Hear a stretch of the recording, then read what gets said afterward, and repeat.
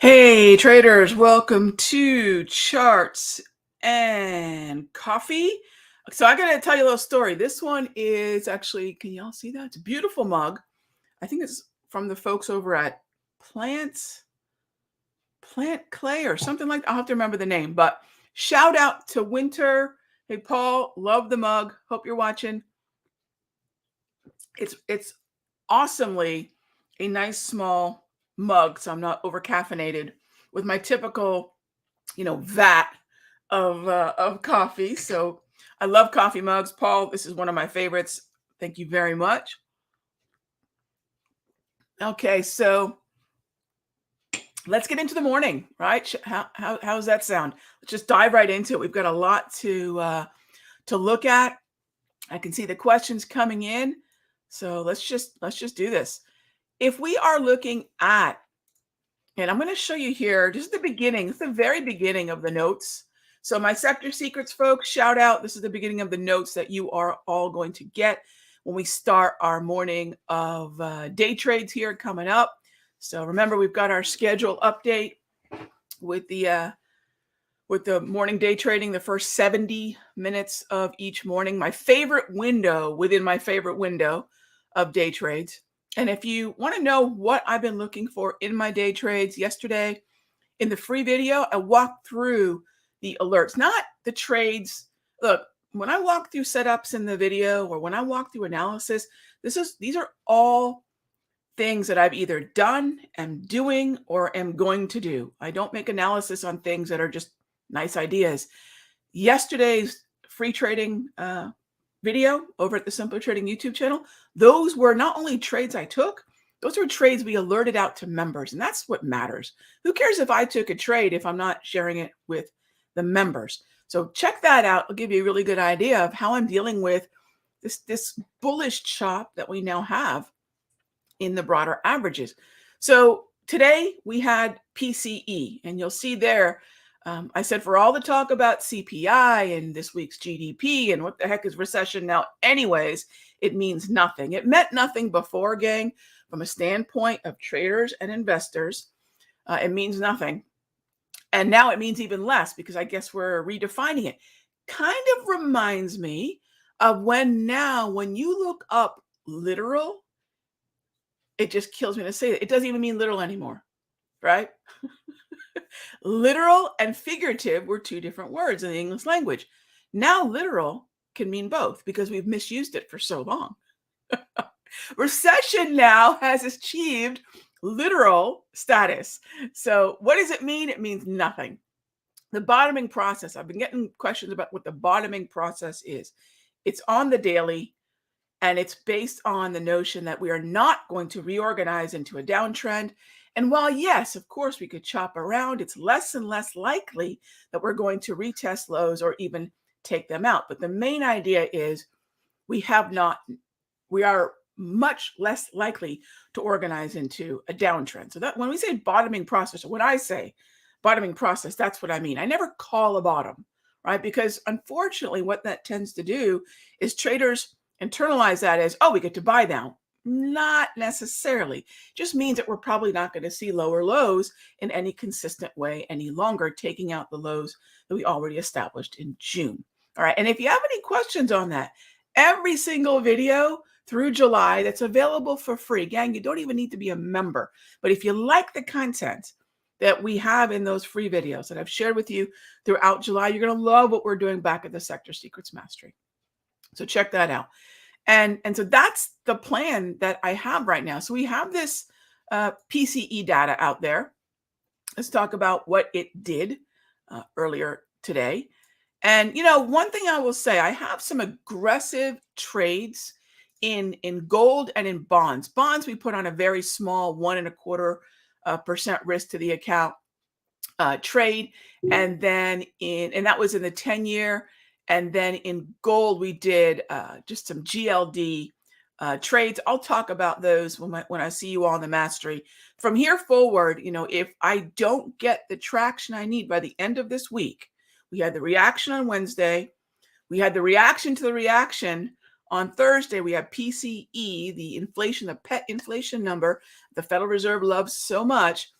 If we don't get traction in those, regardless of the paper cut levels, I'll cut them loose. And then we're going to leave those corners of the market alone for a little while. So there's a little bit of insight into the focus going into August, right? Going into a fresh month. What did we get here with the PCE? And you'll see here what I was looking for, why I was tolerating some of the heat, which is part of trading, by the way, gang. That's the risk that we manage as traders. What I'm looking for is the PCE to give me that sort of inflection point. And it looks like we might be getting it. What about in the broader averages? As we inherit, when we go into the 9:30 bell, right now, as of 8:30, 8:35, we are very likely, although we can't know for certain, it's still 24 minutes away, but it looks like we're going to inherit a 5-minute downtrend, much more clearly, much more established in the NAS, and a little bit more established in the Dow, but it looks like we're going to inherit a downtrend. Based on that, based on the line in the sand, I will be looking at very likely, at least during the early part of the morning session, we're going to be prioritizing shorts as day traders. And that's where my focus is. Here's a look at the bonds, the bond market. Why would the bond market sort of exhaust and maybe come down, which is my expectation? I would love to start buying the dip in bonds because bonds, unlike any other market, love to front run, sometimes challenge, but love to front run eventual Federal Reserve shifts in monetary policy. And bonds are notorious for that. Sometimes they're right, sometimes they're really wrong. But no matter what, bond traders will say, and people who follow bonds will say, well, bonds foreshadowed it. That's hogwash. It really is. Because if someone says, well, bonds were bouncing in May, right? And they ultimately were right. Let's not forget the lower low we printed in June, right? So that's where I'd say, let's get the timing right. And again, then let bonds front run what is eventual monetary policy. We are in the tail end of a tightening cycle. Bonds would be coming down, which means higher yields. Higher yields and equities are coming down a little bit, which means, well, any kind of presumption that the Fed gives a rip about a recession. Gang, get that out of your head right now. They've got to pay lip service to it. They have to. They have to say, hey, we feel your pain, even though we're the ones that put you here. The bottom line is that's not their mandate. Their mandate is not to deal with the recession. Their mandate is inflation. Their mandate is jobs. Let's remember what their job is. And this just reminds us the Federal Reserve still has more work to do. Okay. That being said, as always, the whole point of this show is your questions. So let's jump into them. Hey there, Kevin. The grains have been retracing in a double X 2x red environment. Red are double red. Do these look good to you for a short? Kevin, I'll tell you what, I have not, straight up, I have not been playing grains.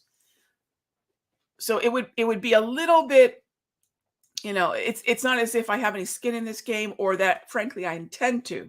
So that being said, corn, that's your ZC or the CORN ETF.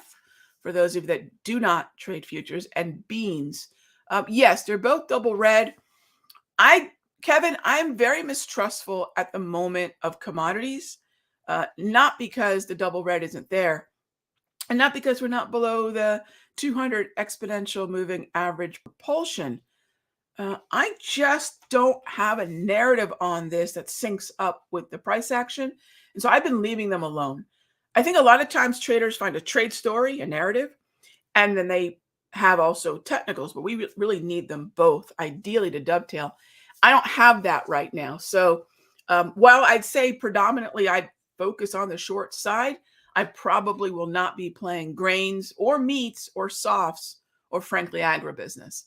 But you're absolutely correct on the assessment of the underlying market. All right, next up. Hey there, Nick. At what point would I get bullish on the VIX? Sure.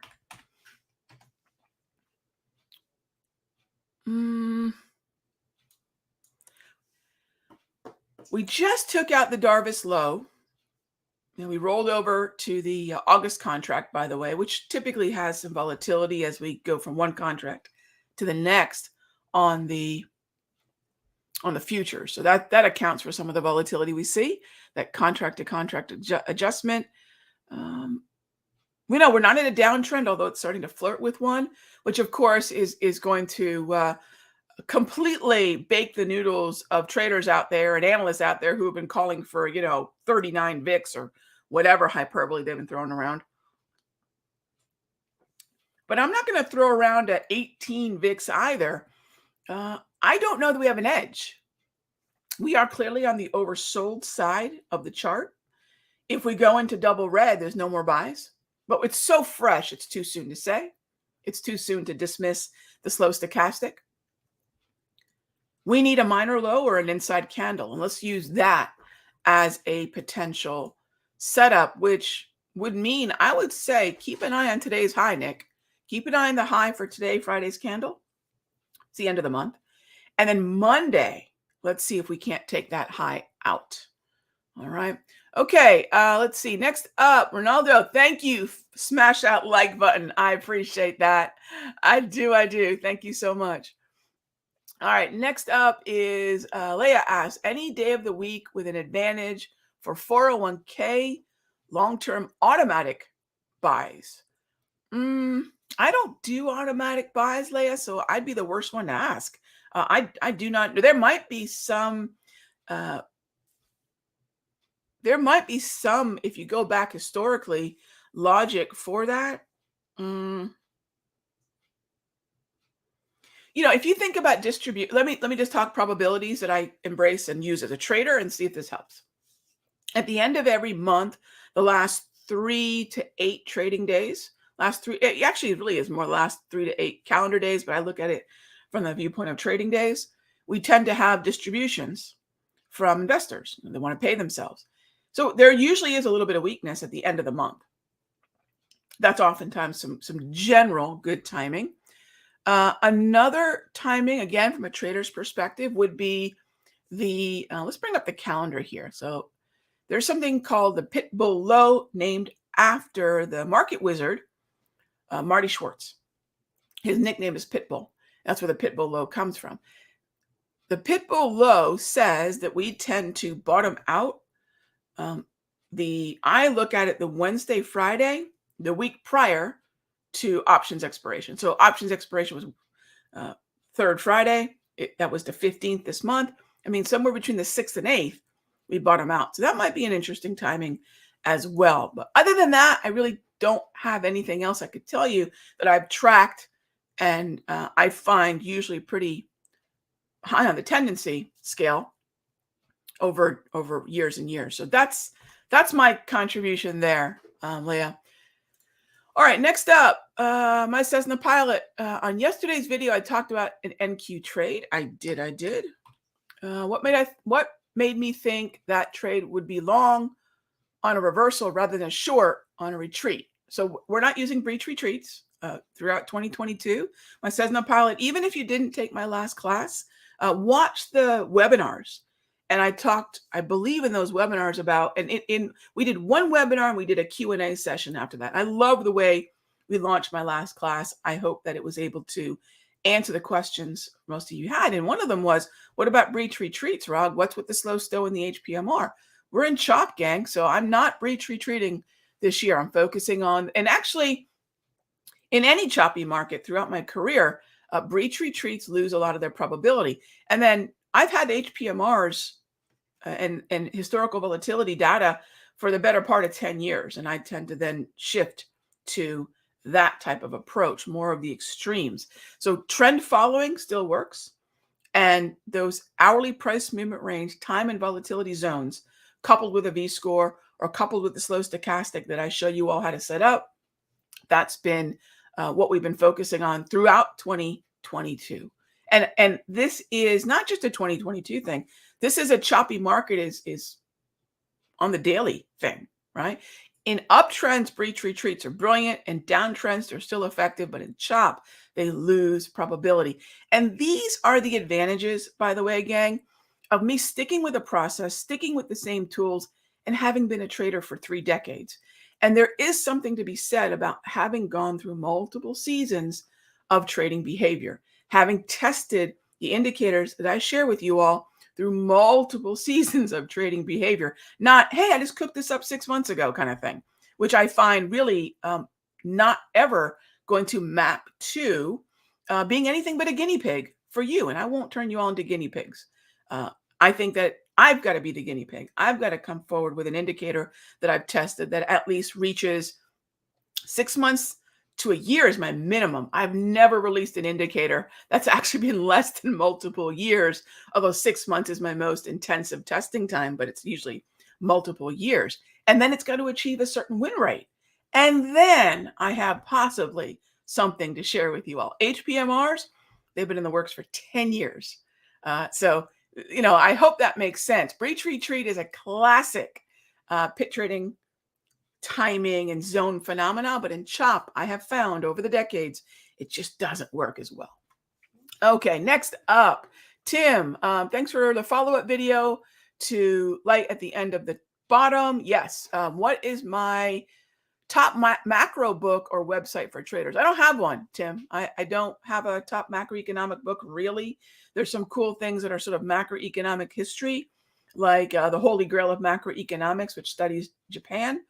And as far as websites go, I go to the source. If you want to call it my favorite website, I go to the Fred site. Fred is the St. Louis Federal Reserve's site for all the data, but really probably my favorite and the one that I've been sharing. Look, if my bringing up the target rate probabilities and talking about Fed fund futures were a drinking game, most of us would be carted off by ambulances at this point, right? I talk about this one nonstop, don't I? So I'd say between the Fred data, which is the St. Louis Federal Reserve data on everything that we track, check it out, or that CME countdown to Fed tool. Let's see. Brandon says, wanting to short now that we have gotten back to 4,100. Does the strong rally cancel out that idea? So, Brandon, I don't really give the rally alone the decision-making power. The main thing is, are we overbought on the stochastic? Yes. Is that happening in a neutral market? Yes. In fact, I should phrase that the opposite way. Are we neutral on the daily time frame of the NASDAQ? Yes. And let's go to the S&P since that's your question. Are we neutral on the daily time frame of the S&P? Check. Are we below the 200 propulsion? Also check. Are we looking at that overbought stochastic, right? Now the thing is, what price level can I put all that together at, right? So this is not an uptrend. And so I am looking for a little bit of a pullback, maybe halfway down the range. But at what, what's the setup at what level? I'd say that's the most difficult part. I don't have a Darvis level here that I really love. Although, if you take a look at all the Darvis through this year, and there we go, and look at the Darvis level, just extend them forward, right? Here's one right here. Here's one right here. Now notice, gang, I'm not looking at an overwhelming number. Oop, that's overwhelming. I'm not looking at an overwhelming number of support and resistance levels that are in proximity to current price. I'm looking at 3, right? So 3 of these previous Darvis levels based on just the levels we printed in 2022. Would where we are right now, and I will include 40.56 up to 41.06. Is that zone a likely exhaustion zone? Most likely, yes. Have we exhausted in this area before? Loosely, back in May to June, yes, and a little bit more strictly in mid-May.